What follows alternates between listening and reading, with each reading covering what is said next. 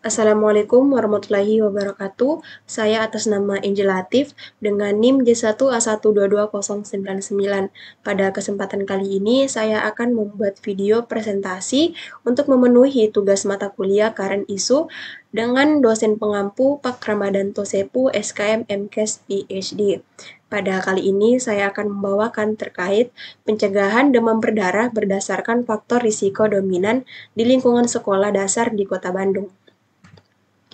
Demam berdarah merupakan penyakit berbasis lingkungan yang endemis di Kota Bandung dengan suhu rata-rata 25,86 derajat Celcius, sehingga menciptakan iklim yang lembab dan sejuk yang sangat cocok untuk perkembangbiakan nyamuk Aedes aegypti, dengan rata-rata 21,3 hari hujan per bulan, dan curah hujan rata-rata 200,4.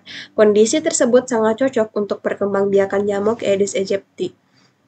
Banyaknya tempat penampungan air di wilayah tersebut menjadi tempat perkembangbiakan nyamuk Aedes aegypti. Selain itu, kurangnya perhatian terhadap faktor risiko lingkungan turut menyumbang tingginya angka penularan demam berdarah di Kota Bandung. Tujuan dari penelitian ini untuk mengidentifikasi variabel dominan dalam pencegahan demam berdarah dengan menggunakan desain cross-sectional. Metode populasi penelitian ini adalah siswa sekolah dasar di Kota Bandung. Pengambilan sampel secara klaster menentukan jumlah sampel minimal 973 dari 13 sekolah dasar, dengan minimal 76 siswa kelas 6 per sekolah. Setelah dibulatkan, sampel akhir berjumlah 988 siswa sekolah dasar. Hasilnya menunjukkan pengetahuan nilai P sama dengan 0,023, sikap nilai P 0,036, persepsi nilainya 0,00, dan motivasi nilainya 0,018. Secara signifikan berhubungan dengan pencegahan demam berdarah. Paparan media informasi tidak berhubungan dengan pencegahan. Persepsi merupakan faktor yang paling berpengaruh dengan nilai 0,00 sebesar 2,118. Siswa dengan persepsi baik memiliki kemungkinan 2,1 kali lebih besar untuk mencegah demam berdarah daripada mereka yang memiliki persepsi kurang baik. Yang pertama, pengetahuan. Pengetahuan merupakan hasil proses penginderaan dan identifikasi individu yang berperan sebagai stimulus perubahan perilaku. Namun, ditemukan bahwa sebagian besar pelajar dengan pengetahuan yang cukup tidak efektif mencegah penyakit demam berdarah. Artinya, upaya pencegahan DBD belum maksimal atau efektif.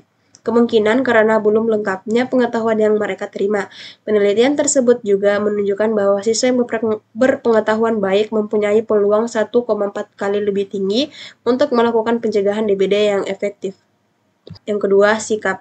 Sikap merupakan suatu respon yang masih bersifat tertutup sehingga belum dapat terlihat dalam bentuk perilaku, khususnya perilaku pencegahan penyakit DBD. Namun, sikap dapat berupa kecenderungan atau kesediaan individu untuk berperilaku ketika menghadapi rangsangan tertentu. Stimulus tersebut dapat berupa informasi atau pengetahuan yang diperoleh siswa.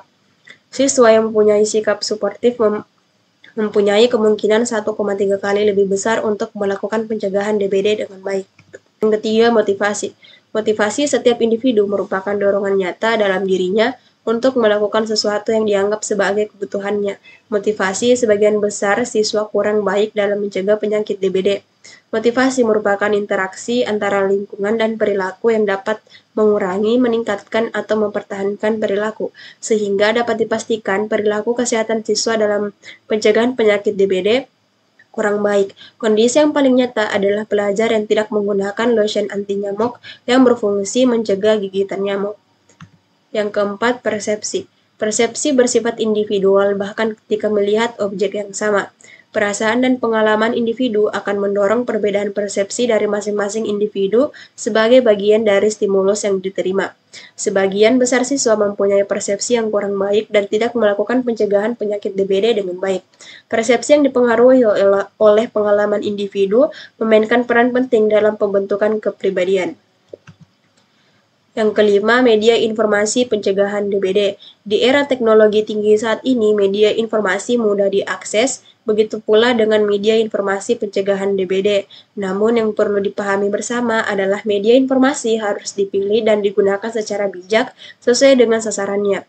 Siswa belum pernah terpapar media informasi pencegahan DBD baik cetak karena di lingkungan tidak ada, sedangkan media elektronik yang mudah diakses dapat menjadi peluang bagi siswa untuk terpapar informasi pencegahan DBD.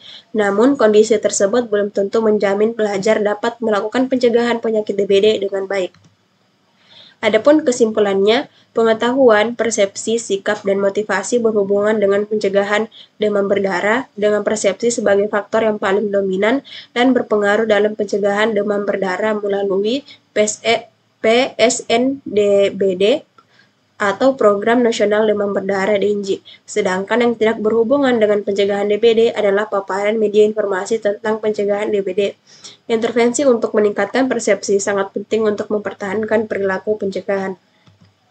Sekian video presentasi dari saya, lebih dan kurangnya mohon dimaafkan. Saya tutup dengan ucapan wabillahi taufiq wal hidayah. Wassalamualaikum warahmatullahi wabarakatuh.